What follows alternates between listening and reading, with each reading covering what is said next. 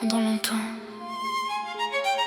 je croyais que ma vie finirait dans ce royaume, entre les chaînes, entre les expériences, entre les regards silencieux de Zalgo.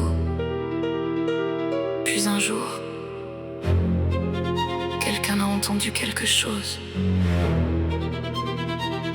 Quelqu'un a entendu mon âme.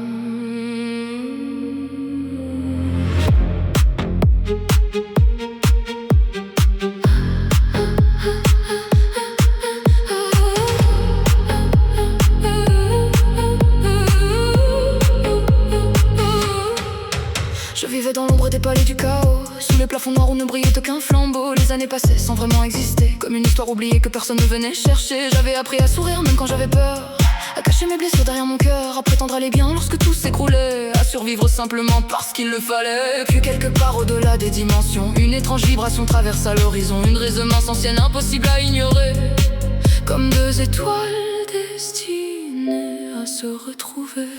Je ne connaissais pas son nom, je ne connaissais pas son visage, mais quelque chose avançait vers moi, quelque chose qui allait tout changer. Et les chaînes ont commencé à trembler, et les murs ont commencé à céder, comme si le destin lui-même avait décidé de se réveiller. Pour la première fois depuis des siècles, l'air semblait plus léger. Pour la première fois depuis longtemps, j'ai recommencé à respirer. Cette traverse les royaumes sans jamais hésiter, guidée par un lien qu'il ne pouvait expliquer. Il ne cherchait ni gloire, ni pouvoir, ni couronne, seulement cette présence qui résonnait dans son âme. Puis il m'a trouvé dans cette prison dorée, entourée de silence, entourée d'éternité. Et lorsqu'il a compris ce que j'étais devenu, quelque chose dans ses yeux s'est brusquement tendu. Alors il a regardé Zalgo droit dans les yeux, et pour la première fois, le chaos a rencontré quelqu'un qui refusait de reculer. Le royaume tremblait, les dimensions se déchiraient, le ciel se fissurait, les étoiles semblaient retenir leur souffle. Ce n'était pas une bataille, c'était une collision entre deux impossibilités. Le combat dura comme une fin du monde, une tempête capable de dévorer les secondes. Les réalités s'effondraient sous chacun de leurs coups, comme si l'univers ne savait plus où tenir debout. Et moi je regardais derrière mes chaînes, sans comprendre pourquoi mon cœur battait à peine, comme s'il existait déjà quelque chose entre nous, bien avant que nos vies ne se croisent au bout. Puis le silence brutal, inattendu, Zalgo était vaincu, pas mort mais vaincu. Et devant moi s'étendait simplement sa main, aucune promesse, aucun discours, seulement une main tendue et le choix d'avancer. Et les chaînes ont commencé à tomber, et les murs ont commencé à céder, comme si le destin lui-même avait décidé de me libérer. Pour la première fois depuis des siècles, je pouvais regarder le ciel. Pour la première fois depuis longtemps, je n'étais plus seul.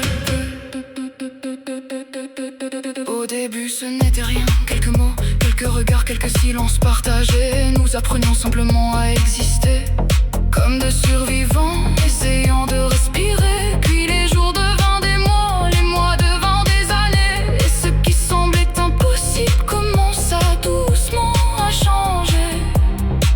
Il connaissait mes peurs, je connaissais ses blessures. Il voyait mes cicatrices, je voyais les siennes, et sans même nous en rendre compte, nous étions devenus indispensables.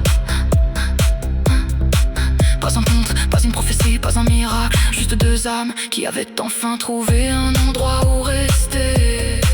Alors Gabé, je devins Kimberly, comme une nouvelle naissance après l'obscurité. Un nom choisi, un futur reconstruit, une vie qui n'appartenait plus au passé. Nous avons bâti une maison, puis une famille, puis un avenir, quelque chose que je croyais interdit.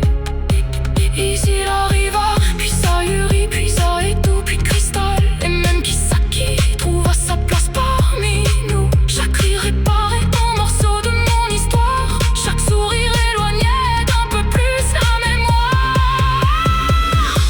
Et les chaînes ne sont jamais revenues, et les murs ont disparu, comme si le destin avait finalement compris que j'avais assez souffert.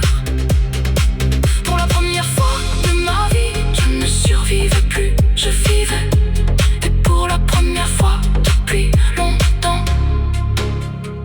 j'étais heureuse. J'étais une prisonnière, je suis devenue une épouse. J'étais une expérience, je suis devenue une mère. J'étais une enfant perdue dans le royaume du chaos. Puis ça de t'arriver, et sans le savoir, il n'a pas